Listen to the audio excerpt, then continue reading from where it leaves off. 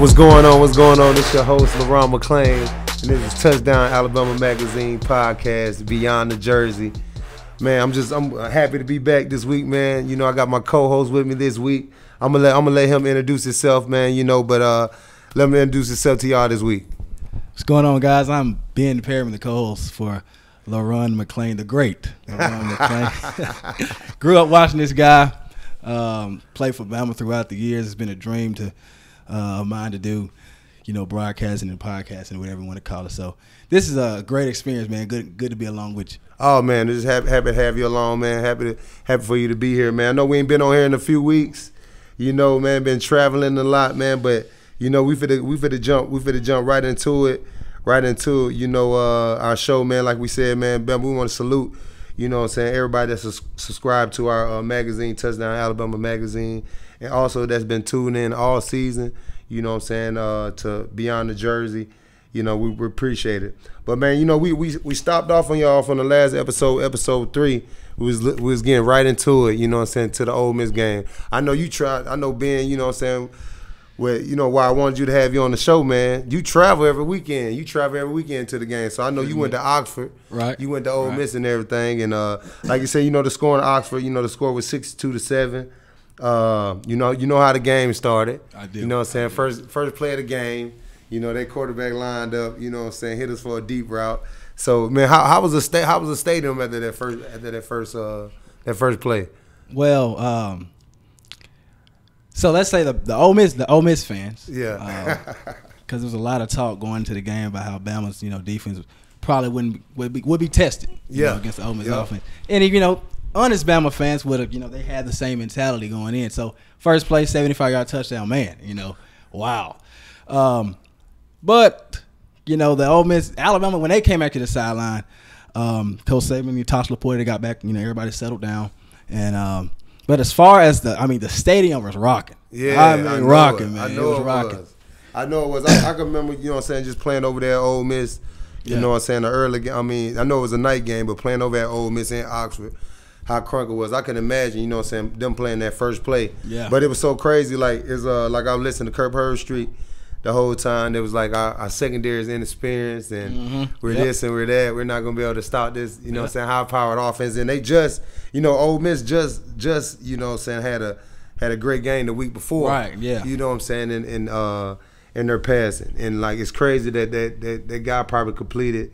He had that one pass for 75 yards. Yeah, and that was pretty much That's pretty much it. That's pretty much it. The rest of the game, I think he finished with 53 total yards after that. Yeah, I think so. You know what I'm saying? Yeah, I think it's spot on, man. It's spot on. 53 total yards, man, and not that many receptions. So, Alabama going down to Ole Miss, and that was, you know what I'm saying, like I said, that was Tua's first, you know what I'm saying, road test. Yep. You know what I'm saying, on the road versus great, you know what I'm saying, great team in Ole Miss. Any team, any given Saturday on a Saturday in the SEC, man, you can lose games, especially on the road. But you know what I'm saying, we rebound from that. You know what I'm saying, came into, the SEC opener at home. Yeah. You know what I'm saying, versus Texas A&M. Yeah. So, you know what I'm saying, how you feel about that game? What was your rundown on that game? Well, I know the score was 45-23. You know what I'm saying, we pretty much, you know what I'm saying, handled them pretty easy too. It looked like it. Yeah, pretty much. The game was really never in question. The score could be a little bit misleading, but I believe on the first play of that game, Bama scored as well on a pass from Tua to Devontae Smith to open up the game. Well, actually, Texas A&M got the ball first, threw an interception off a tip from Mac Wilson, and then Bama turns around and scores. So it wasn't really in doubt. Yep, it was a pass to Devontae Smith for 30 yards with 14-10 left in the first quarter. It's so crazy, like I talk about on the past shows, man. It's just how powered this Alabama offense is. It's crazy, man. Like I seen a stat that said we was number, I think, 8 or 9 in the college football. You know what I'm saying, college football in passing. Yeah. Like that's why it's unheard of. It's unheard of. And like, we use it known for. We usually known for just running the ball, and, you know what I'm saying, defense and all that. But as in just having a high powered offense, it's so crazy. Just watching. Starting the first episode, I remember I was saying, like, man, be surprised if Alabama scored 50 a game. Yeah. You know, I'm just blowing smoke for right, real, but right. man, just getting out there and then really seeing like how powered this offense is, man. Like we scoring like Texas A&M. We got 14 in the first quarter, 17 in the second quarter, 14 in the third quarter. Yeah. You know what I'm saying? Pretty much the game be over with. It's over. What's phenomenal about it is if you go back to the national championship game last year when Tua came out, Kirk Herbstreit after the game ended, he said if Tua comes out as the starting quarterback after all the the back and forth between Tua and Jalen, he said if Tua comes out as the starting quarterback, I feel sorry for defenses because this team is going to put up 45 to 50 a game, and it ain't even no question, man. I'd be so excited, man. They couldn't if I was still playing in the NFL right now, they couldn't handle me in the locker room. Like right now, especially the bragging. But like we said, man, we come into Tuscaloosa, Texas A&M open up at home, and people say like some people say we struggled a little bit. I feel like if we this is where we could jump into the Jalen and Tua thing. We was up 45, I think 16 when we put Jalen in. Yeah. And I was like, I said, man, sure, we keep Tua in the game, we probably score about 60. Yeah. 60, you know what I'm saying? But all right, how do you feel about my good question, how do you feel about the play calling when Tua's in the game versus when Jalen's in the game? How do you feel about that? The play calling. Well, to Jalen's credit, he has been throwing the ball down the field a lot more this year. But here's the thing. When Tua's in, he's got free reign, man, because they know he can stretch the field vertically. He can go laterally. It doesn't matter. He also has, and this is the question I got. They said, I got asked a couple questions about Jalen Hurts' running ability. Said, well, just put him in on some third and shorts, but Tua can run too. Yeah. So it's really,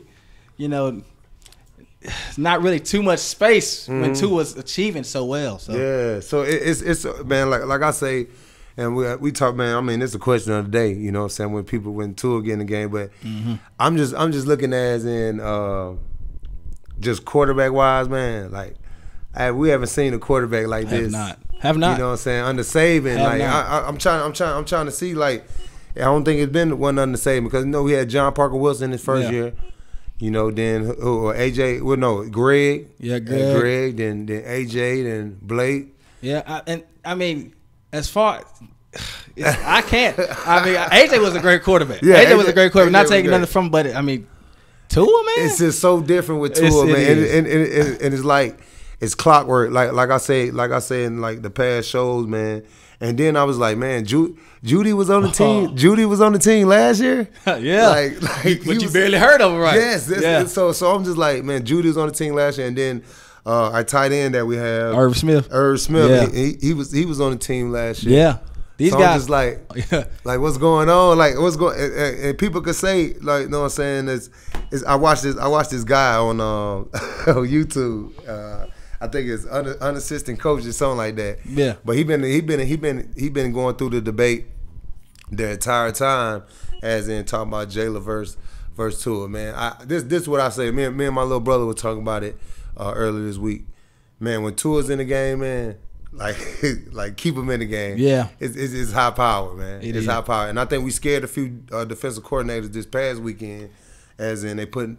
Both had of the them, speed sweep to Jalen. We had the speed sweep to Jalen, man. Then we had the quarterback draw. Yeah. So earlier, this year in practice and fall practice and camp and all that, they actually were using those packages where Jalen and Tua will be on the field at the same time. I'm surprised I'm seeing it, this late into the season, but Tua's playing so well. It's really because I said Bama at this point could easily put up 70 to 80 points a game. Easily, man. Just easily, and it's so crazy, just how high powered, just the skill position, man. And these guys are young. Yeah, like we sophomores. That's it, freshmen and sophomores. Jalen Waddle. Oh my God, that kid, man. That like where did he come from? I don't know. Where did Waddle come from? That's what I said. And like this what I want people to understand about. Just how scary Alabama is this year, and how this probably the best team. We have a special teams now. Yeah, like they don't want to kick to us, and then I'd be like, okay, so you don't want to kick the Waddle, You go chance a shank punt, a short and field, you go give us a short field. Yeah. And then what? Then what? Like, you know what I'm saying? Yeah, like either way, like, you know what I'm saying? Then what? You give us a short field, and then Alabama back out there, you know what I'm saying, doing their thing. But man, like we said, man, just talking about the play calling with Tua's in the game versus when Jalen's in the game. I know, like we was talking about Texas A&M game, we probably would have put up. That is our lowest points all season was 45. Mm-hmm. You know what I'm saying? And man, and I was kind of mad. I was like, man, we could at least put up at least 60. Yeah. But you know, Jalen getting the game, and do you think I don't think the play calling is different. I just think when Tua's in the game, it's just a little bit more. I mean, fast. It's like everything's different in the pocket. Everything. I think both of them different in the pocket. They are. They two different. They two different style quarterbacks. Yeah. You know, I think you got a true pro style quarterback with Tua, who can also run, and then you have Jalen, who is a runner, athletic quarterback, who can, you know what I'm saying, also, you know what I'm saying, play quarterback and run the team, you know. Well, they give Jalen a lot of, you know, RPOs at, you know, gives him the ability, because his thing is Tua is he's going to look for the pass first. Yeah. At all times. Yep. You know, Jalen, he may go with his legs before anything else. But, you know, both guys have helped Alabama win, so. Yeah, that's the thing, man. No, I said best of both worlds, especially when we got both of them, and just, man, the Tua kid, man. It's crazy, man. Like we could touch on that before we touch on, you know what I'm saying, Louisiana Raging Cajun game. The guy's up for the Heisman. Yeah. And he's up for the Heisman, front runner for the Heisman, and hasn't completed a full game yet. That's right. Yeah, he was up for the Heisman after one second half. One second half of a national championship game, he leads Bama back. He's up for the Heisman. They said he Heisman favorite next year off one half. Half. That's man. Crazy, man. That's crazy. But you could just tell his skill set, man. It's just unheard of, man. Yeah, it is. I can still go back to the national championship play when he threw the touchdown. Yeah. He saw read the coverage. Looked off the safety. Looked off the safety, man, and dropped it in the bucket, man, and just. That alone, man, but you know what I'm saying, and then I could look at, you know what I'm saying, Calvin Ridley, man, and I can imagine. Imagine if he had a play. Oh man, I can imagine nothing against Jalen, you know what I'm saying, because Jalen the guy, but I can imagine what Ridley would have had last year. Yeah. You know what I'm saying, just with his skill set, and I could tell like all of them, pretty much all the receivers, pretty much the same. You know what I'm saying, fast receivers, great route runners, and could, you know what I'm saying, could really run, man. So. Man, this man, like I said, man, get excited for this season, man, because it's gonna be awesome. You know, so man, you know, we left the Texas A&M game, come back the next week once again against the Louisiana Cajuns. Man, let me ask you this: how you feel about our non-conference? Like we opened up against Louisville, neutral site. Then we got we had Arkansas State and Louisiana Cajuns. How you feel about them games? Well, I mean, the Louisville game was. I thought honestly, I thought it would be a lot tougher than what it was. So you know, the last couple of years, Nick Saban's been opening up against pretty good competition. In the opening game. But as far as you know, Arkansas State, and you know, I think we have the Citadel before the Auburn game this year. A lot of those games are just try to get everybody some playing time, pretty much. Pretty much. Man, but people try to say, you know what I'm saying, what I talked about, like with Arkansas State, because shoot, they might win their conference. Yeah, they're a good team. You know what I'm saying, good team with a good passing team. Then the Cajuns, you know what I'm saying, they pretty much do their thing in they conference also. You know what I'm saying, but you know, Bama came into that game, another home game. And I think Tua probably played the first quarter. I think he played either the first or a little bit of the second, but it was 35-0 after the first quarter. Yeah. So the game was over. It was over, man. Like if you don't catch them Alabama games early, man, like it'll be something to nothing fast, man. But it's so it's just so crazy, man. Why I keep saying that is because just stat wise. Yeah. How the man he probably be like I think the Louisiana game, I think he was probably 8 for 8 when he was he perfect? Yeah, he was perfect. Yeah, and I think the only incompletion came on the hands of Jalen Hurts, but it was a drop pass. Yeah. Jerry Jeudy dropped that one. I think that was it. Because I think that's the game they put Mac Jones in. Mac Jones had a pass was a 94-yard touchdown to Jalen Waddle. To Waddle, yeah. So man, it's just like, man, you got Mac back there too. Yeah. This Waddle kid. Then Waddle, that's the game. Yeah, that's the game I want. Yeah, I want to talk about Waddle in that Louisiana game because he had the long reception. Then he had the long punt return also. So that's the scary part about Alabama this year is that we're not only offense and defense, man. We special teams too. Yeah. So you know what I'm saying. Then got Waddle back there and Jacobs. All right, I want to ask you this. That's why I couldn't wait to have a co-host on here. Running back wise, who you think? Who do you think our pyramid running back is? And I'm gonna give you mine. I'm gonna give you my favorite. I'm gonna give you my favorite out the group, and you give me yours. What's yours?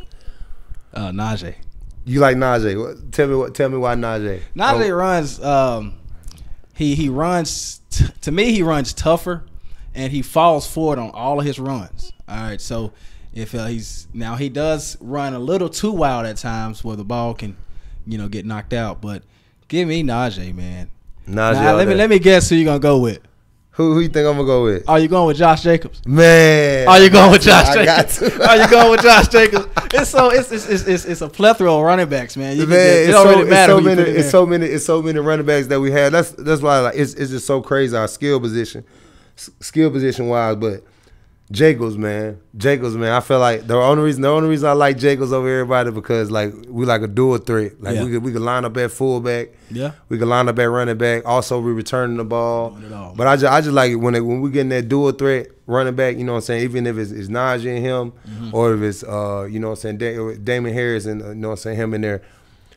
It's great, man. Our offense, man, high power, man. It's just so many weapons all over. How would you stop it? I don't even know how a defense coordinator going to stop it. I was talking to a cat today because I'm gonna try to go down. We gonna go down to the LSU game. Yeah. And Jacob Hester played down there at LSU, fullback, down there. So we go link up, and he was just saying, man, man, that offense of y'all up there, man, I don't know who gonna stop y'all. I don't see. I don't know it either. I don't know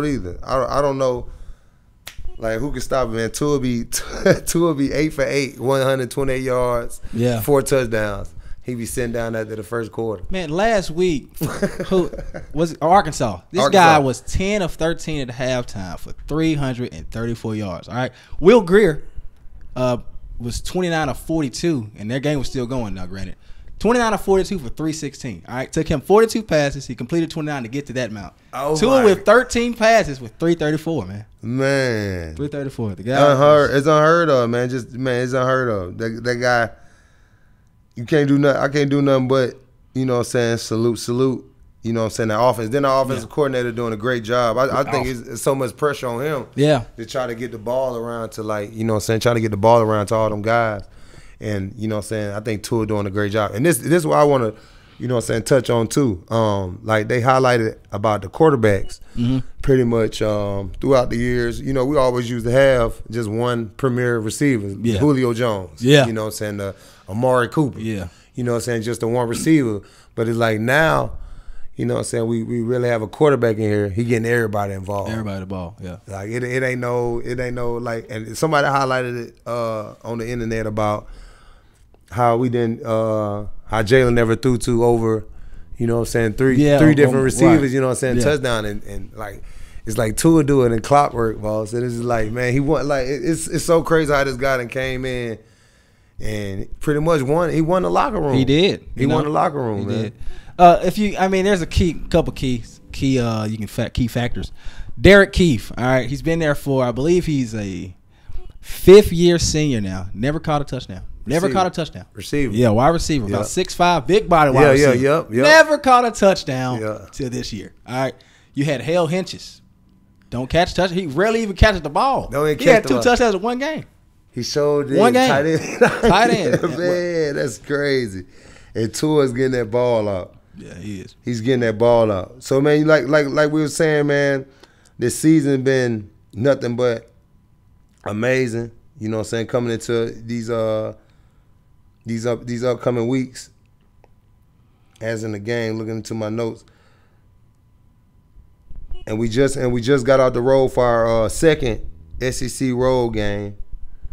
SEC road game, and I'm thinking, you know what I'm saying? I'm saying SEC, our quarterback, first, you know what I'm saying, second time on the road. I'm thinking, okay, you know what I'm saying, another tough game, early game at 11 o'clock on the road, you know what I'm saying? Let's see what fit to go on. They kick off the ball to us, and the first play of the game is a 76-yard touchdown to Irv Smith. And that play is just it's really not meant to go all the way. That's man. That play is just to get you in a rhythm, get you going, and it goes all the way. Man, get you in rhythm, get you going a little, you know what I'm saying? We go read the DN, whatever you gonna do, you know what I'm saying? Whatever you do, we gonna make you right. Yeah. You know what I'm saying? Boom, throw the ball to the flat. I said, okay, first down. That's what I said. I said first down. I said, okay, first down. Touchdown. He keep going, you know what I'm saying? Touchdown, 76 yards later. And then it's so crazy. We come right back. The second play of the second series, boom, we go to distance again. You know, so I know he fumbling and Ruggs picked it up, but we go to distance again, straight RPO, you know what I'm saying, straight pass to the tight end. Two simple plays, you know what I'm saying, to the tight end that scored, and that people want to make this junk just so, you know, magical, man. They number just, you know what I'm saying, pitch and catch. And I think that offensive coordinator does a great job, especially like you said at the beginning of the game, getting Tua involved. You know what I'm saying, early like that play right there, they ain't supposed to go to the house. It's not. You know what I'm saying? You supposed to drop that down and, you know what I'm saying, be straight. And Tua pretty much was done, what, first half?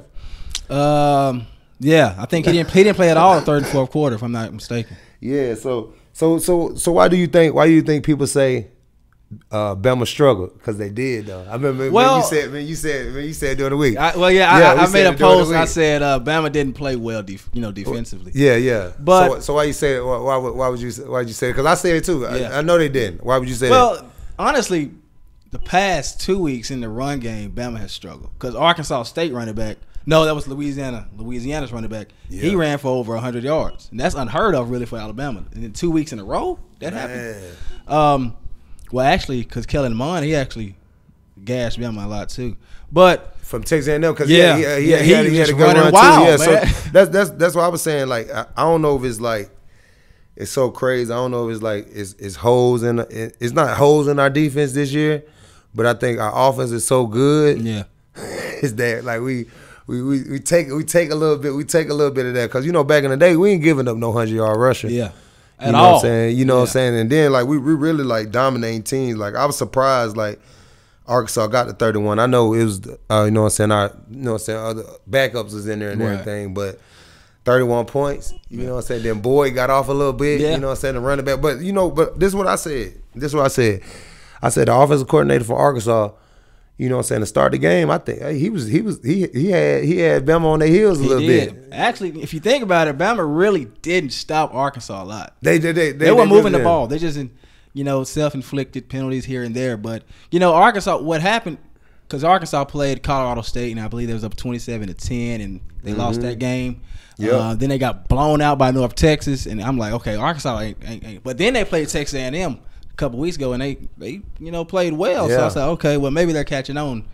Sure enough. Yeah. But in times past, now the defense was carrying the offense. Yeah. So it was made clear this year that the offense was going to be able to carry the defense because Alabama lost everybody. Everybody on defense. That's hard to replace, man. Yeah, and like I really didn't understand it like for real. Like we really lost everybody. Everybody, man. We lost everybody. You start thinking about like, man, everybody gone. Yeah, and Saban said the same thing. He said it's different. It's different this year because you really don't have guys that played a lot last year under the starters. You really got first year starters coming in. Hey, let's play. And I see we got a blow to our secondary with Diggs. Yeah. Oh yeah, I saw that. Yeah, Diggs broke his foot, man. Broke his foot. So that's. Smith should be good. Number 4, who gave up the touchdown pass against Ole Miss. Yeah, that was him. But hopefully, good size on him. Hopefully he'll be good. You know what I'm saying? But Diggs, man, locked down. Because Diggs has grown up. He has grown up because he initially came to Bama as a wide receiver. Receiver, right? Yeah. And then he switched in 2017, and Levi Wallace, assumed the position. Yeah, came over and took the position. See, that'd be the killing part. So, man, and like we said against Arkansas, man, Tua had 334 yards. Damon Harris got over 100. He had 111 on the ground, you know what I'm saying? So that's pretty good. You know, he always clowned against Arkansas. Always. Yeah, always. He clowned last year. Yeah, like he a beast, you know. And then Judy, you know what I'm saying? Judy Valentikoff, what you think? Hey. he got what? I don't see what no. He got 8 touchdowns. We're gonna look at his stats. Judy got eight touchdowns this year. Man. Already? I think he got 8. My goodness. I think he got 8. Yep. He 23 catches, 558 yards, 8 touchdowns. 79 yards. That's what I say. It's so crazy with him. Like with his route running. And like Tua just put it up there. The ball. I mean, when Tua let it go, man, I was just like, touchdown. You know, you're comfortable, man. You're comfortable. I don't think he hasn't thrown an interception all year. Nope. Tua, Jalen did.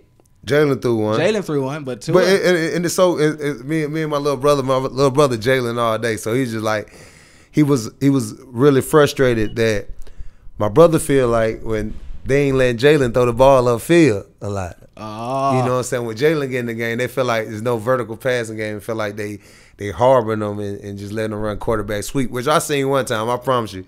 We didn't run a sweep all game. Jalen get in the game, first call, quarterback sweep. It was quarterback sweep. I was like, man, like, come on, Mike. You know what I'm saying? Like, let's keep it high power. But I just think it's different. Well, I mean, a lot of it, you have to look at it like a lot of it is as well that the game is so far. Nick Saban has never been over 70 points at Alabama. Never. He had the chance. 2010 against Georgia State. Could have. He start putting in Rob Ezell at quarterback. Rob Ezell, you know what I'm saying? Yeah, I remember. So Rob he doesn't. Ezell. I remember Rob Ezell. So he doesn't go over. He just gets experience. So he doesn't. Because let's say Mac Jones. Mac Jones gets in 12 minutes in the fourth quarter against Ole Miss, and he just handed the ball off the whole time. The whole time. And I just don't think Nick Saban wants to even chance, running the score up, getting anybody injured. Yeah, Saban's just he's so by the book, man. Yeah. So he's so by the book. I be wanting him to, like, man, Saban, like, because if they had the chance to embarrass us, man, they would. You know what I'm saying? They had the chance to embarrass Alabama, they would. Anytime they see Bama, you know what I'm saying? Anytime they see Bama slacking or see Bama down in the dirt, or we lose, like we lost against Auburn, they're like, that was the worst case. They thought that was the worst thing ever when we lost to Auburn. Like, the whole world was about to end. Dynasty's over. And that's all I don't understand. Like, every time we lose a game, our dynasty got to be over. Like, we got to be done. Like, you know what I'm saying? Like, it's over with for us. Like, man, no team is messing with. Like Shannon Sharp said. He said the top teams in the NFC East. He named all the teams in Alabama. He put Alabama number 4, put the Giants number 5. I heard that. So crazy, man. So, man, like I said, man, coming back, we was just recapping the weeks, man. Ole Miss game, you know what I'm saying? We won 62-7. Texas A&M 45-23. Louisiana Raging Cajuns 56-14. And then going to Arkansas, you know what I'm saying, beating up on them 65-31. I know the 31 is a lot of points, you know what I'm saying, on our defense. But, I think they last 14 points came on like our second and third string. But, like I said, you know what I'm saying, earlier in the show, I feel like Arkansas offensive coordinator, his top 20 or his top 15 plays that he had going against Alabama, I think he had us on skates a little bit because they was completing the ball, completing on third down, and driving the ball. They were, man. They used their tight ends a lot. Yeah, and then turnovers harbored them and hurt them a little bit. And I would love to see the game to see how it was if we don't score on those first 2 plays. Yeah, just to see how the game go. But that's a big damper when. When you come out and you're down 14-0 already, and in 2 plays, you just that right there. It's rough for you. So this week, man, Alabama is back at home. You know what I'm saying, against a great opponent, great SEC opponent, and the Missouri Tigers are coming to town. We got a 6 p.m. kickoff, I think. 6 p.m. kickoff. Man, this is homecoming, man. This homecoming for Alabama. This is it. This homecoming. This week. This is it, man. It's crazy. It's quiet in the city this week. It's quiet in Tuscaloosa, man. Homecoming week, Missouri. Oh, man. How do you feel about this game coming up? How you feel about the Missouri game? Well, I truly think Bama's secondary will be tested again due to Drew Lock. He's outstanding. Now he does turn the ball over a lot, but he's efficient with the ball down the field. But he's missing a receiver. One of his top receivers is out.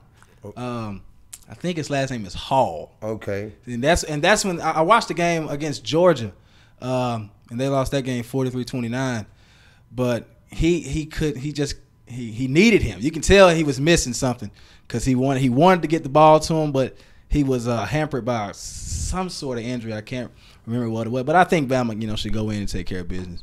Yeah. So I think it'll be like you just said, man. I think it'll be a dope test for Alabama. Yeah. Any SEC opponent coming in town, this being homecoming, and like I said, anybody that got a quarterback that's been starting for over, 2 or 3 years, you got a chance. You got a chance, either way. So, kicking off, and Brian Denny, I think it's a different feel, man. They said how you feel about let me ask you this, man. This is a little bit off also. How you feel about the students not coming to the I got asked that question. I tried to stay away from that question. Here's the deal. When you're playing Arkansas State or whoever the opponent is, and the score is, if it's 45-0 and it's hot. Now don't get me wrong. I understand where Damian Harris and Nick Saban are coming from. I understand that, but what did Harris say? Damian said, he tweeted a picture and he said, "This hurts me," or this saddens me," or something like it was along those lines. Oh, okay. That the fans weren't in there, but you're just sitting out there in the bleachers, in the stands, in the heat, and the game's already in hand. I wouldn't do it. Man, this how I feel. This is how I feel. Like they said, it's hot out there, man. Yeah. At 11 o'clock. It's hot. You know what I'm saying? I understand saving what people to respect the team, man. But would you sitting in the game and the game is like 60 to like 0 in the third quarter with 7 minutes to go in the third quarter? Do you expect the student to just stay out there the whole game? We out there representing, and like one of the former players said, they need to for the former players get our seats out the nosebleeds. Yeah, they got us in the nosebleeds. Oh, for real? The former players we up top. We all up top in the north, like the north end zone, end. We in a double letter. So if y'all want to feel it, get us closer. Get us closer. Get us on the sideline. I think somebody mentioned it to him. You know what I'm saying? Saban probably do something for it. But Saban was mad. Yeah, he was, man. He was legit hot. He was hot. He was mad. He was pissed about them students leaving the game. But it was pretty empty though. I did look at it. It was it was very devastatingly empty. This is what I say though, but I feel like they should never switch the they need to switch the student session. When I played, we came out the other end zone. I think it was the south end zone. So the student section was right there. Yeah. And we warmed up down there and everything right by the student section. But now, it's the opposite side. Yeah, it is. So the student section down there. Yeah. And Alabama come out the other side. So it's just like, okay, we don't get to the student section until after the game. Right. And then they didn't cut all the music out the stadium at the end. You know what I'm saying? So, you gotta get the fans what they want. You know what I'm saying? For sure. So if you had a prediction for this week against Missouri coming in, what would be your prediction? Score wise? Yeah, score wise. How you think we go do? And I give you my rundown. This how I feel. I feel like we're gonna, SEC game, Missouri coming in. Like you said, I feel like we're gonna get tested. Yeah. A lot this week, night game. You know what I'm saying? With our top corner being out. Yeah. Like I feel like our defense gonna get tested this week, and I feel like our offense gonna have to, pick it up like we've been doing all season. You know what I'm saying? Win the game. I think I think we're gonna have I just don't think no defense can stop our offense. You know what I'm saying? I feel like we're gonna put up at least 50.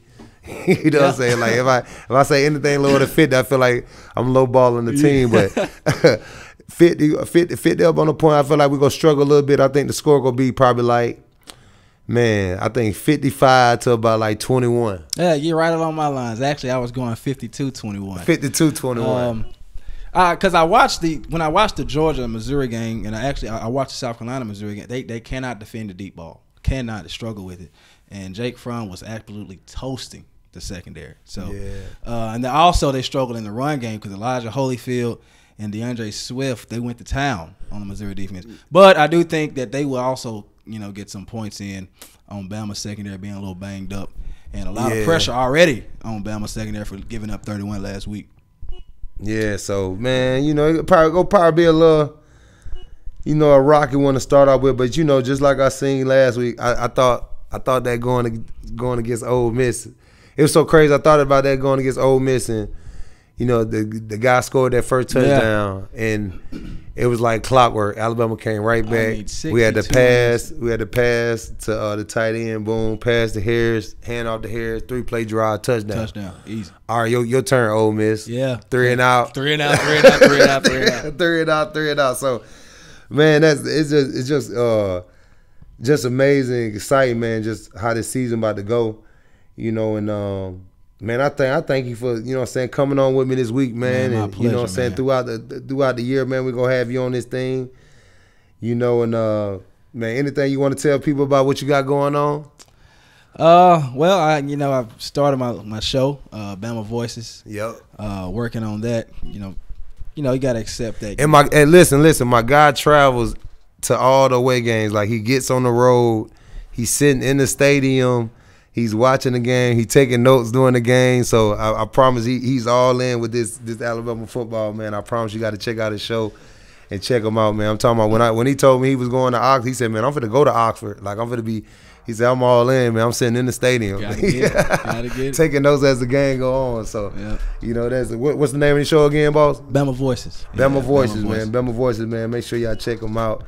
Check them out, man. But – hey, man, this is us, man. This is LeRon McClain, your host at Beyond the Jersey, Touchdown Alabama Magazine, man. Just touching bases on the greatest football team in America, the Alabama Crimson Tide, man. Like you said, this week, man, we kick off this thing against Missouri. Prime time. It's homecoming week. I just got that to my knowledge that it's homecoming week because it's quiet in the city. It's quiet. It's quiet in the city. Man, but salute, man, to everybody that subscribed to our YouTube page, man, and be on the lookout from us throughout the year. I promise you, man, giving you nothing but the best from Beyond the Jersey, man. Appreciate y'all, man. And again, hey, get excited, man. Get excited, man. And what the national champion at this year? What the game at? What city is it in? I'm not sure. It's the Bay Area, Tampa Bay. Yeah, So we'll see you there. It's the Bay Area. Okay, yeah. So man, I'm gonna go and probably just book my room and everything. So it's probably cheap right now. Might as well. We'll be there. Yeah, indeed, man. But man, salute the Bama Nation, man. Again, this is Beyond the Jersey. Roll Tide, baby.